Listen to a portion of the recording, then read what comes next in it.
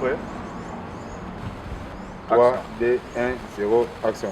Ok, mbote na bino balandi, bino bokolandaka biso mokili mobimba babengi ba internaute, toyaka mingi liboso na bino kosakolela bino pe kolimbolela bino maekani mazali koleka na kati ya mboka République démocratique du Congo.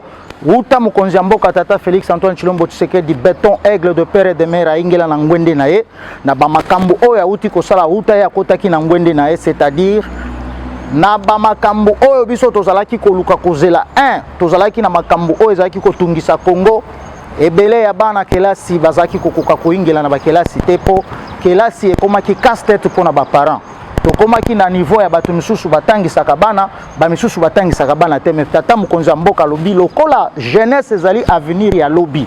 Ekeli beko mokonzi oyo to lobi constitution eloba ete bana bakotanga gratuit ezalaka lokola ndoto melelo ekoma réalité. Na minute na ba réalisation tata mokonzi ya mboka sali gratuité de l'enseignement lelo est commis réalité. Plus de 150 écoles, Batumingi Bazolo Bao, à Saline Kinshasa. Non, Kinshasa n'est pas la République démocratique du Congo. Nous vous donnons le temps, il y a quelqu'un de vérifier sur toute l'étendue de la République. Et non, Batu Bazalaka, on a 1000 écoles, 1500, mais nous disons bien plus de 150 écoles ont déjà Basi Batongi. Na ba province nyonso na biso parce que bato ba okelinga okamataka mingi tango bakoloba makambo ya réalisation chef de l'état balinga komona ngoka kana Kinshasa. Non, aza mokonzi mboka ba congolais nyonso tina ba baza na Ituri bisika kani bomoni baza ko réhabiliter ba balabala oyo baza ko sala ba pont, plus de 35 ponts sur toute l'étendue de la République. Na kolinga la tikela mpe muninga nanga Johnny le noir lokola utaki mobembo na mboka Madrid auti kozonga na kolinga na tombela eboye ibolamu Johnny na kolingo pesa pe bana mboka o bakolanda biso parmi ba réalité au papa mkonza mboka sali okoki ko tangela bango pe moko comme ça to ko misalisa po bandeko na biso o ba libanda mingi bali wakato sepela tango to yoka kabino parce que ba information to pesa ka bakenda pe ko vérifier bakutaka ke eza ya solo pe to lobaka ba oyo bazali na mituna bokoki ko banda ko tuna to ko pesa bino bien. À vous Johnny le noir. Tolobi boye, merci beaucoup de konanga complice à tout le temps Stewar comme on a lelo pona tolobela ba réalisation mokonzi mboka otozali ko benga Fati béton aigle, Fati béton sacré. La réalisation à chef de l'état mokonzi mboka Uta Azwa Bokonzi nae investiture nae le 24 janvier 2019. Première réalisation, Mokonzi Mboka Azwaki Mboka ya RDC abonzi yango na maboko ya Nzambi. Parce que Mboka o ezalaki ya kokufa, Mboka o ezalaki na maboko ya Satana. Le 23 juin 2019, Mokonzi Mboka abonzi d'abord Mboka oyo ya RDC na maboko ya Nzambe alobi ngamoko Fati béton na koki eloko mokote. Lolenge moninga nanga Stewar auti koloba awa la gratuité, l'une de grandes réalisations, une réalisation phare ezali otozo benga la gratuité de l'enseignement. Boyebi que gratuité de l'enseignement ezali constitutionnelle. Tant Mokonzi Mboka Fati béton de père et de mère aigle Fati béton sacré, Azubo Konzinaye. Atala lobby, d'abord, il faudrait que tout dans la gratuité de l'enseignement. Les lots gratuité de l'enseignement est effective dans Mboka Nabiso. Avant que le président Yamboka Nabiso Fati béton de père et de mère Azubo Konzi, dans le domaine du secteur de l'enseignement primaire et secondaire, Babotinde Bazalaki Kofute là, Banana Bango Nini Oezali Felasi. Mais tant que Mokonzi Mboka a eu pouvoir, a bandi qu'on appliquer gratuité de l'enseignement, a de charger d'abord les parents. En 2019, gratuité de l'enseignement, plus de 1 900 000, 1 million, 2 millions, il y a des élèves, bazaki na ba moyen, ba parents bazaki na ba moyen, bana bazonga qui plus de 2 millions en 2019. Tant que tozolo ba gratuité de l'enseignement. En 2022, c'est plus de 4 millions d'enfants, d'élèves qui sont rentrés maintenant, bazongi na classe, baboti na bango, bakoki kofuta lisusu, ezali contribution à parenté. C'est-à-dire gratuité de l'enseignement dans un premier temps. Bano babanda kotanga te, bazu occasion lelo babanda kotanga. Et en plus gratuité de l'enseignement, et ça dit que biso parents to bénéficier mbongo to banda ko futa ezali ba enseignant et aider biso to somba kata moi nguba moi fufu moi loso c'était wa tozali koloba boye bomoni lokola bana na basoda na kan bisika nyonso bato bayebinga moko na koloba na za mwana soda tozalaki na système ya ba makusa ba cantine lelo ebandi kozonga cantine militaire basoda bazalaki na ba généraux bakoliaka bango bambongo bakokende kotonga bandako lokola mayebo au détriment ya ba mapinga na biso awa tozoloba na kanchachi ba école ya bana ya basoda ezali réhabilité awa tozoloba boye ba hôpitaux ezali réhabilité soko ke na kanchachi ke na kalufungula ok na kankokolo réhabilitation ya ba hôpitaux nyonso akei siko ko réhabilité université o ezaki Louvanium lelo soki okei na banza ezala ba belge batu batonga eloko wana il faut ba couper sa tata mkonzi ya mboka longonya ake ko réhabilité botali na kati ya mboka na biso na commune ya Lemba botali école mokengeli lelo ezali bijou biloko ezali ebele o eza ko réaliser mais batu nde sikoyo moyen ba lobela chef de l'état ezali alors biso moko lokola toza ba congolais bino pe ba congolais boko kaka koyeba ke mboka ezalaki na libulu il fallait nanu tobima na gouffre bongo sikoyo to banda koyebisa bino likambo moko Johnny, vous avez la parole. Merci de Konanga Stewar. Par réhabilité aux alliés université de Kinshasa, par réhabilité aux alliés école à Mukengeli, l'oleng de Konanga Stewar à Otukoloba Awa, wana est dans secteur il y a éducation. Wana est dans un secteur éducationnel. Mais kasi mokozamboka asali ya ebele. Lelo oyo tokoki koyebisa bino sur le plan diplomatique. Sur le plan diplomatique, mboka na biso ezongi na concert de nation. Na régime et utaki koleka mboka ya RDC zalaki na isolement diplomatique lelo oyo image ya RDC mokonzi ya mboka ya RDC à quel côté ka la bonne image ya RDC lelo oyo RDC et continue à concert des nations c'est sur le plan diplomatique atako tokoti lisusu sur le plan diplomatique mais toke kokota lisusu na COP 15 oyo uti kosalema na Côte d'Ivoire et pas Alassane Ouattara bisika kani bakendaki kolobela makambo etali mabele c'est-à-dire la désertification balobi Congo loko les ali pays solution parce que na réserve mondiale ya monde le lot tozali na forêt na biso équatoriale o tozali na plus de 32 gigatonnes o ya carbone eza kosala ke lelo réchauffement climatique na bamboka misusu bazana yango te alors le Congo est devenu maintenant debout na COP babiloko nyonso bakolobela makambo etali kaka réchauffement climatique lokola ya moko tata mkonzi mboka lobaki le Congo c'est un pays solution et c'est pourquoi momonza komona Congo lelo tokomi présent partout. Likambo etali réchauffement climatique peut forer na biso. Nous avons tozaki kozala représenter na Brazzaville oyo ezangam. Sassou akokende ko représenter Congo Kinshasa, mbongo ebimi Sassou akaboli na batunuke oyo azaki na bango. Mais lelo tozoloba boyokaki déjà batekaki sur 70% ya forêt na biso batekaki 65%. Awa tozoloba ba annulé ba droit forestier illégaux nyonso et pas tata mkonzi mboka Jekamine ezalaki vendu lelo tozoloba Jekamine ezongi na maboko l'état congolais SNCC n'en parlons pas vous pouvez ajouter encore quelque chose la réhabilitation de Miba commence aussi pourquoi pas dans les bandundu il faut les sous mafuta ba peljet ndenge zai kosalema ezonga les bandundu à tous les atouts bandundu diamé zali bois ezali makamnyo surtout vous pouvez ajouter mon frère tolobi boye lelo oyo batif minier et pétrolier oyo régime oyo uti koleka etekaki déjà mboka lelo oyo sous le régime sous le leadership ya Fachi Beton de Père et de Mère de récupérer oyo ezali actifs pétrolier na actif minier pas seulement cela la SNCC a été réhabilitée pas seulement cela la SNCC basombi ba locomotive ya sika oyo tango ya premier ministre Otozo Benga Matata Ponyo plus de 550 millions de dollars ont été bougés et bakosaki ke basomba ki ba locomotive na compte nini ya SNCC pas seulement ça na ba réalisation soki oke na Katanga et pas ya gouverneur son excellence Kabula Katwe Wandani. Sur le plan il y a infrastructure, il y a Banzela. Batongi Banzela, par réhabilité Banzela. Là bas hôpitaux, ceux qui ont un hôpital Saint-Doué. Bisika o mokonzamboka il y a quelque temps zaki na Lubumbashi, bayambaki lokola Yesu, bayambaka Yesu na Yerusalema. Akendaki ko visiter o ezalaki réhabilitation, il y a o ezali hôpital général, il y a Saint-Doué. Pas seulement cela. Boyabi bambula ebele hôpital de référence général il y a Kinshasa.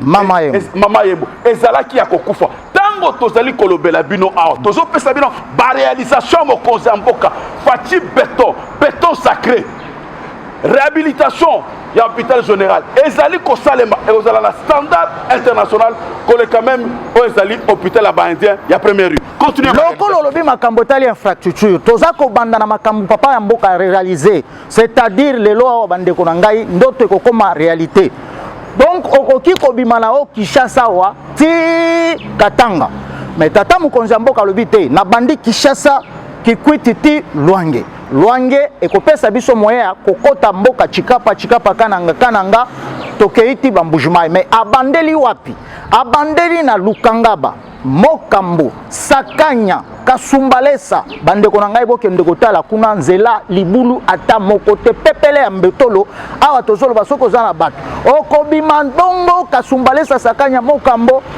bokomi na Kasumbalesa okiti Lubumbashi nzela ya likasi bokoti nzela ya likasi bokoleka bamboka lokola bakiswishi bakawama batumbwe bokoleka bamboka lokola baluisha bakapolo mission kapolo egare boke okoma tina bulo o bokaka prison ebongo bokoti na ville ya likasi bisika kani bokozwa nzela ya route kolezi bokei bomoni mboka lokola mukoneka et puis bokoma na mboka lokola ya chef Mpande o bazali kobenga na mboka oyo bazali kobenga ya chef Mpande bokokoma wana boleki bokokuta nzela o babengi nguba route nguba fungurume kei boleki lwambo fungurume me bokokuta nguba bokoti wana bokomi na lubudi boye kokoma na lubudi wana kote wana bokuta bamboka lokola bamukabeka zadi mboka lokola Luena epai ya ancien vice-premier ministre na biso Kimbe Evariste pe a sonam boye kokoma na mboka lokola Bukama Kabondo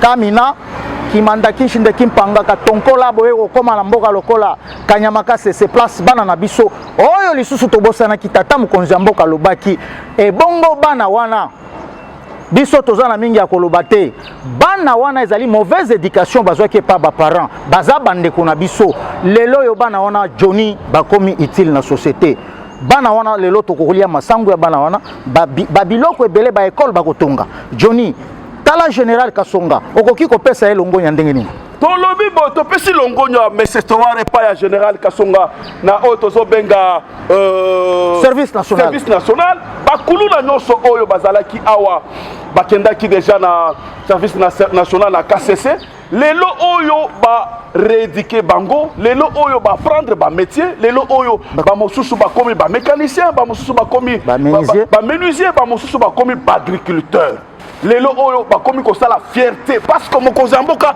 azali na vision sur la jeunesse c'est pourquoi bokomona lelo oyo service national est récupéré ba onyo so bazalaki ba kuluna service national avec le général Kasongo que nous saluons lelo akiti na Kananga kokende kozwa o bazalaki même na Lubumbashi na Kananga ake ko récupérer o bazalaki bana kamona sapu pona ba rééduquer bango bakota na service o national oyo lelo oyo comme ko produire masangu ko produire babiloko ebele pas seulement bakuluna oyo bakomi na utile na société na biso RDC mais kasi bakomi pe matriculé bakomi pe mécanisé chaque fin du mois bazana salaire na bango bakoki ko projeter ko bala bakoki ko projeter pe ko sunga ba famille na bango et puis Johnny na lingaki na bakisa boye bana wana bakomi utile na société c'est-à-dire bakoki ko tonga ba école et puis bazali lisusu réserve pour l'armée voilà. C'est-à-dire tango tokomona ke effectif ya bitumba ya basoda na biso parce que bazali na formation ba bengi paramilitaire bakoki lisusu ko sunga ekolo na makambo tali bokengeli bwa mboka na biso c'est-à-dire bana bana bakomi lelo utile na kati ya société toza ko saluer le général Kasonga na musala ozali ko sala y compris na groupe na parti batu na nyonso waza sima na yo toza ko saluer lelo tata mokonzi ya mboka na kati ya mboka na biso bakasho ezalaka lisusu te clandestin voilà tozali na ba détenu politique te tozali na ba exilé politique te chose grave liberté d'expression bino moko bouta ki komona lolenge kani batu bako kende ti au delà ya ba injure contre le chef de l'État mais les gens ne sont pas inquiétés mais à l'époque aussi les émissions ndenge tozo sala boy papa soit au commis famille na commis depuis toza ko lancer appel na mutakoka ki komona mais lelo les gens circulent librement c'est-à-dire la liberté d'expression boza komona même les opposants bazako kendewana, ils ne sont pas inquiets, sauf bao bazo sala ba bavir, bazo kutana na force, oh ya la police na biso toza ko benga professionnel. Johnny, awa toza ko loba. Na makambo nyonso tata mokonzi ya mboka sali. Atamboli mikili na mikili. Yo na yebi ke kote wana ozali makasi mingi. Likambo nini eza koya na Congo pona réserve? Ba réserve ya mboka na biso na makambo tali musolo. Tolobi boye lolenge mokonzi ya mboka alobaki na Côte d'Ivoire oyo bisika ya Ouattara, président Ouattara, o tozali ko saliwa na tonga lelo. Na oyo ezali administration ya Fachi Beton de Père et de Mère alobelaki ba performance ya otozo benga IGF. IGF ezali inspection générale de finances conduit de main de maître par Jules Alinguete Nkei et le corps des inspecteurs. Jules Alinguete Nkei na otozoli kobenga patrouille financière tobengi yango sur le droit na otozo benga na audit contrôle concomitant. Bomoni depuis que de cela 2 ans, 1 année et demie, 2 ans, Oazali numéro 1, il y a inspection générale de finances Jules Alinguete Nkei. Tango bano maquillé, aye ko redresser Oazali inspection générale de finances. A côté qui inspection générale de finances, ezalaki na libulu. Lelo oyo inspection générale de finances, oyo bana na biso, bana mboke belé bayeba kité. Lelo oyo Jules Alinguete Otozo Benga Fimbwa Kekele, gendarme financier du chef de l'État. Lelo Oyo Ezali, ba performance et salemi ya Kili Kili. Avec Jules Alinguete et l'inspection générale de finances, Toyo Kaki, avec l'accompagnement sous le leadership du chef de l'État, Fatim Beton de Père et de Mère, avec l'accompagnement de l'UGF et du ministre de Finances avec le régime financier, c'est du jamais vu. C'est du jamais vu. Du jamais vu. Même les opposants, nous avons cité Mouzito, l'ancien Premier ministre, a reconnu les performances de l'administration Tshisekedi. Le mois d'avril seulement, sous le leadership du président de la République, avec l'accompagnement de l'UGF, conduit de maître par Jules Alinguete Nkei, avec son excellence Nicolas Kazadi, ministre de Finances, avec toutes les régies financières, la DGI, conduit de maître par Barnabé Mouakadi, mais bien aimé, mes chers internautes, plus de 2 milliards de dollars de réalisation seulement le mois d'avril, concernant seulement la DGI. Et si nous faisons la sommation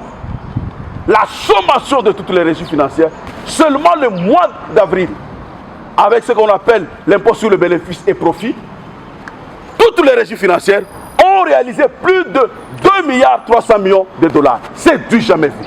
Ça, c'est la main de l'UGF, conduit de maître par Jules Alinguete, l'accompagnement de Nicolas Kazadi, Otozo Benga, Wetwaou, avec l'application qu'a mis en œuvre dans les régimes financières, l'application juste avec la digitalisation des déclarations de paiement de la TVA, de l'IPR.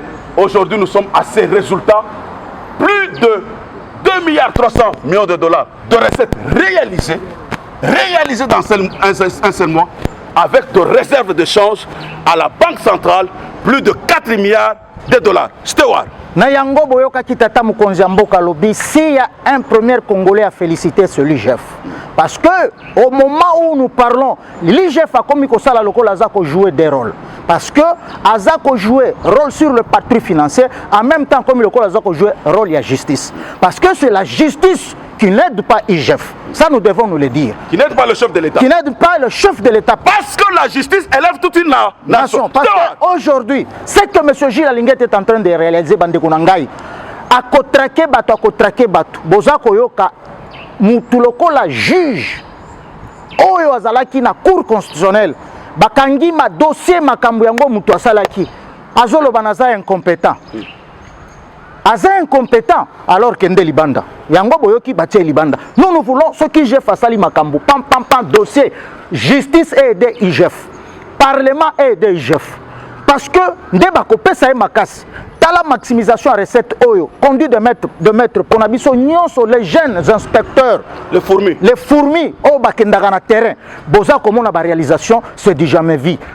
Une fois na mboka nabiso un opposant de taille a telemi à lobby non nazali politicien naza scientifique bomba mabe c'est que le pays vient de réaliser, c'est un coup de chapeau à la personne de monsieur Muzito. Tout ça c'est l'IGF qui a mis tous ces gens là bakomi kobanga lelo ekomaka ka mbongo nyonso ezoleka na mabengi. Nous saluons l'IGF na misala nyonso azali kosala ba réalisation nyonso azali kosala ba amphithéâtre o atongi restaurant atongi makambo ba visa donc carte visa ce qui IGF il y avait des groupes ya batu bazokende kozoka 50 000 na kati ya trésor public à l'état. Il faut féliciter. C'est pourquoi yoka ki ba dongolomi sous tango zaki na Houston akia koloba oh guerre ezate to mona kangola msko oh te bobona boye mais ce qui aloba ki lokuta na bandundu na Équateur pe awa bisika kani batu baza kotonga bandako lokola ba champignon c'est à l'est de la République. Comment bitumbeza kuna bozo kotonga non abomela ki batu wana cop en disant seulement que nous avons un groupe de terroristes mais croyant que ba ko affaiblir mais tango azongi na IGF bayambi lokola Yesu masia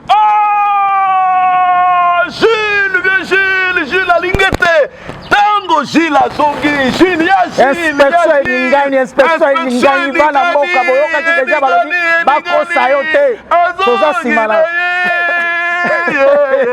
azongi na ye ya Jules azongi na ye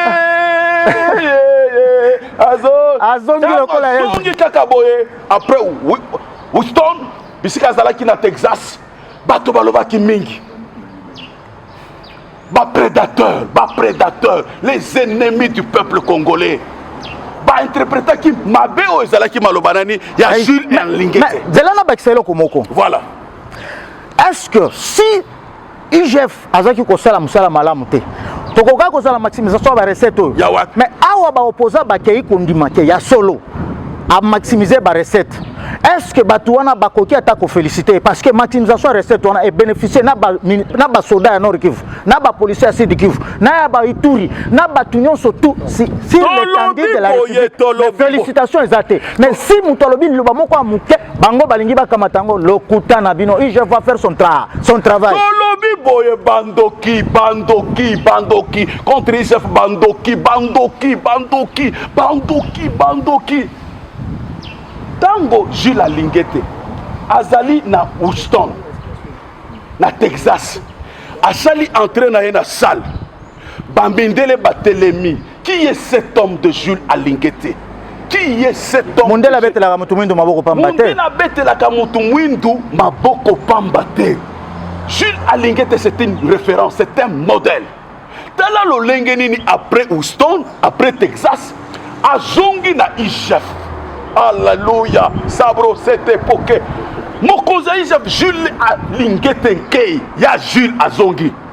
Tellement que c'est les chouchous des agents de l'UGF, les chouchous des administratifs de l'UGF. Bayambaki Jules Alingete, Lolenge Bayambaki Yesu Masia, na kokota na ye na Jérusalem. C'est pourquoi Jules Alingete et son adjoint Batoubenga, avec le corps des inspecteurs, vous avez le soutien total, la confiance du chef de l'État, Fachi Béton sacré, et le soutien de la population congolaise tout entière.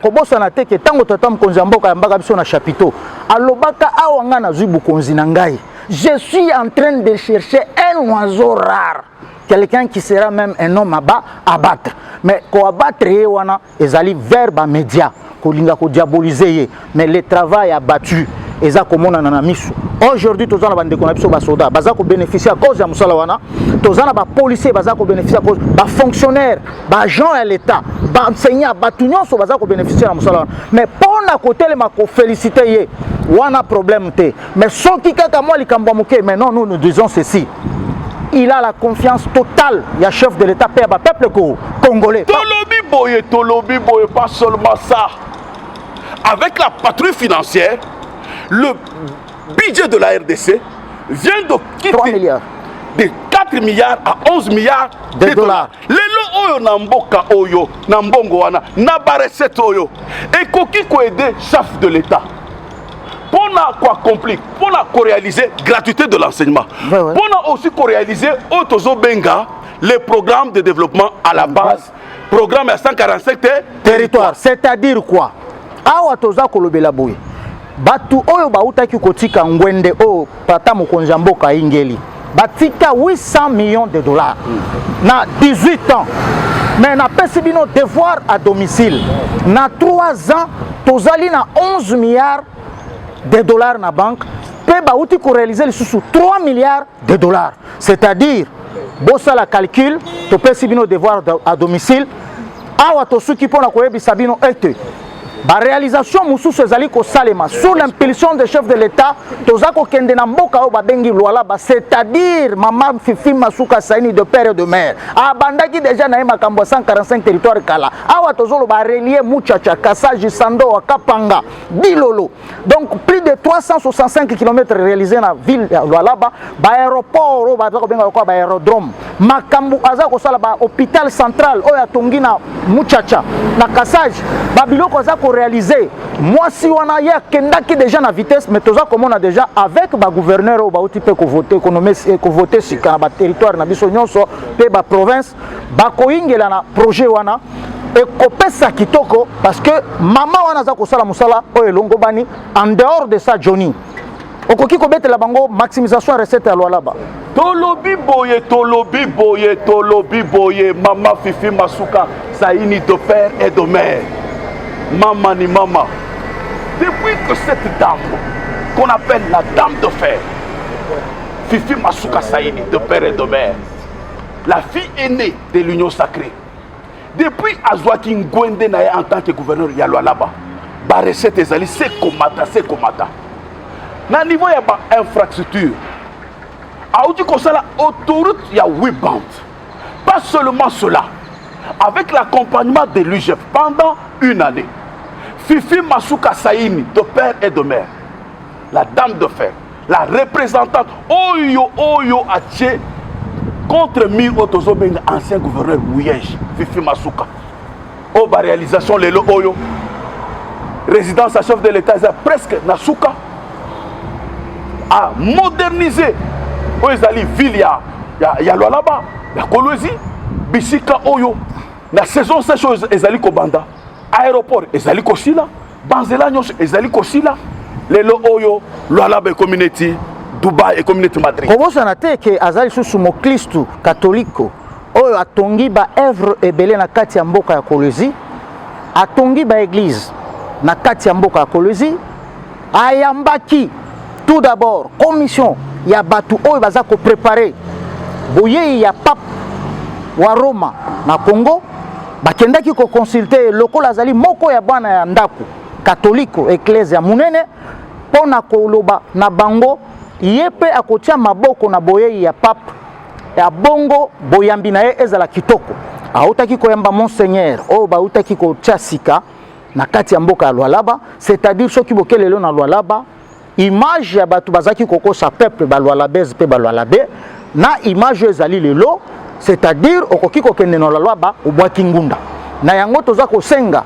na batu nyonso baingela na vision ya chef de l'État lokola Mama Fifi Masuka akendaki déjà na vitesse biloko bazolo ba 145 territoires ya betaki yango déjà dada et bongo siko tozozela lisusu tango akosala nzela ya Solweshi pona ko relier Kamina eka Lualaba na Zambie ekozala mystique parce que projet on est za lelo te eza ya uta kondo maréchal etikala kosala matin mais mama akendaki déjà Zambie azongi akutana tata mkonzambe kapesi rapport a tozolo ba d'ici 6-7 mois likolo ikoza koya nzela on ekozala pepele ya mbotongo obimi Lualaba mbala moko Zambia kitwe ndola ale okay nayo tolobi boestewa tolobi boye Mama Fifi Masuka Saini la dame de fer de père et de mère Mama ni mama pas seulement ça à côté ce qu'on a domaine sportif lelo oyo Mama Fifi Masuka a commis présidente la première présidente d'une équipe d'un club de football Fifi Masuka le club de Simba Ah, mama. Zabi Simba ezalaki Simba na matala de Kolezi. Ah, on rappelle ngai. Simba na matala de Kolezi. En dehors politique, en dehors de la réalisation nyonso na ba infrastructure, na ba aéroport. Mama Fifi Masuka Saini alobi, il faudrait na tombola sport na nini na loalaba. Lelo andimi Mama Fifi Masuka Saini de père et de mère, mama ni mama. Andimi kozala président ya équipe ya nini ya Simba. Batata ba mama bandeko, bino bokolandaka biso mokili mobimba. Pona lelo, maeto zalaki nango ya koyebisa bino. Yango oyo. Lokola lobby ezali mukolo babengi journée ba mampinga na biso. Kaluka. Tozala journée ba mampinga na biso. Boutaki komona tata mukonzi mboka. Pona kolakisa pour la toute première fois depuis Congo ezali Congo uta kondo maréchal Mobutu mbala ya yambo tata mukonzi mboka akita na mboka o babengi na quartier o babengi Kanluka. Bomona kiye kokatisa na kati ya malikolo mabaya kokende koyoka population. Voilà autolobi de père et de mère. Ake pa bandeko. D'abord ake kokutana na bandeko na ye parce que asolola ki na bango na munoko mboka mususu te, asolola ki na bango na munoko bango bakoyoka lingala auto kolobana. Bino bayebise bo ezali susi na bango alobi na yoki iyo. Kaka wana directement apesi ordre. Ba ko relier quartier na biso. Oyo babengi ya Kanluka na Selembao.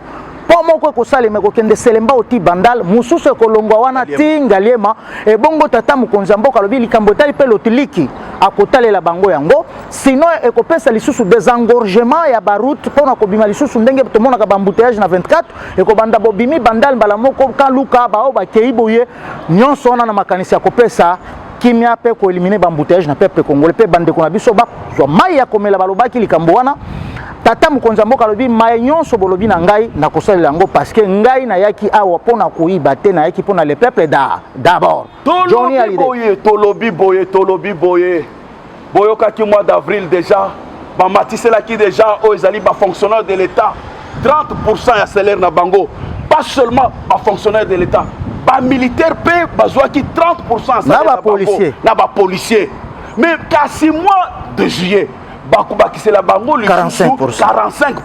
Pas seulement cela. Le chef de l'État Fachi Béton de père et de mère, Moukwantombolo, Moamaïwa Kanyinda, Alobi Boye, Ngaï, n'a kose pelisa peuple. Et puis Tolobi Boye, en 2023, Fachi Kaka, 2023 Fatika Kaka Bomata Bokita parce que tout kolobela awa la justice élève une nation Toyoka qui ancien premier ministre Moko alobi azali candidat na 2023 oyo na projet Bukangalonso ya parc industriel ya Bukangalonso alona na Bukangalonso mais eke kobota oyo ezali université na nini na Kindu akoya ko expliquer na peuple congolais bota la lolenge nga la salaki musala malamu masango ifale bolia o bozo senga lelo na fati social l'état bimisa mbongo batwana badunda social combien plus de 500 millions de dollars oyo babimisa pona makambo Mkangalonzo barrage kaka pona kotia courant ekende na Mkangalonzo 45 millions de dollars oyo courant etikala kokoma tate matériel ezawana batutula musi yazaza lelo aza kolobakeo azali na nyongo aibata $1 te papa zala serie banga nzambe ndeko banga nzambe bisiko zali banga nzambe banga nzambe matata banga nzambe tolobi boye matata ponyo mapon tolobi boye mbongo ya 550 millions de dollars ya kosoma ba locomotive ya SNCC ekenda wapi mbongo ya ba construction ba terrain municipaux ekenda wapi pourquoi les raïs aboya kopesa mbote na Mkangalonzo image wana ezalaka sénateur Raïs Kabila aboya kopesa mbote na Mkangalonzo il était bien informé à makambo nyonso sala osombaka Romeo Golf na mbongo nini Eshima, votre magazine qui bat au rythme de l'actualité. Une réponse à vos besoins en information, un éclairage dans divers domaines. Impartial, documenté, instructif. Eshima, au cœur de l'info. Retrouvez la nouvelle édition. Le service national de la RDC, une seconde chance pour les Kuluna. Le commandant du service national, le général-major Jean-Pierre Kassongo Kabouik, est en passe de réussir le plus difficile. La conversion des délinquants juvéniles appelés Kuluna en bâtisseurs de la République. Jean-Pierre Kassongo Kabouik a réalisé des avancées notables à la tête de ce service qu'il occupe depuis juillet 2018. Ce jeune délinquant, presque indomptable dans les rues de Kinshasa, ont finalement été maîtrisés au centre pilote de Kanyama KCC. À ce jour, ils sont endoctrinés et formés à rendre service à la nation, à devenir utiles pour le pays. Au total, 2000 anciens Kuluna devenus aujourd'hui bâtisseurs ont perçu leur premier salaire après une période de 14 mois de formation dans plusieurs domaines, notamment la maçonnerie, la menuiserie et autres. Cette étape a concrétisé la volonté exprimée par le chef de l'État, Félix Tshisekedi, qui prône une autre méthode plus humaine pour l'encadrement de ce jeune brigand urbain et leur réinsertion sociale. Cela à travers la formation pour servir de main-d'œuvre au profit de la République démocratique du Congo. Dans un long entretien accordé à Eshima Magazine, le général-major Jean-Pierre Kassongo Kabouik explique le retour 4 ans après de la production agricole à Kanyama KCC. Dans cette interview exclusive, le commandant du service national égrène les réalisations de cette structure qui revient d'une longue léthargie. Il évoque l'expérience des cantines militaires et policières et révèle que son service paramilitaire mettra bientôt ses cantines à la disposition du campus universitaire en faveur des étudiants. Focus. L'équipe Mwakadi fait exploser le compteur. La DGI dépasse 200% des recettes fiscales au mois d'avril 2022, soit le triple réalisé en avril 2021. Une performance historique jamais réalisée au sein de cette régie financière. À lire également, les FARDC progressent de 5 places au monde selon le classement établi par Global Power. Analyse de l'état de siège décrété depuis 1 an dans les provinces de l'Ituri et du Nord Kivu. Découvrez également plusieurs autres sujets à lire dans ce nouveau numéro. Retrouvez l'intégralité du magazine Eshima dans les kiosques. Eshima Magazine, un nouveau standard d'information.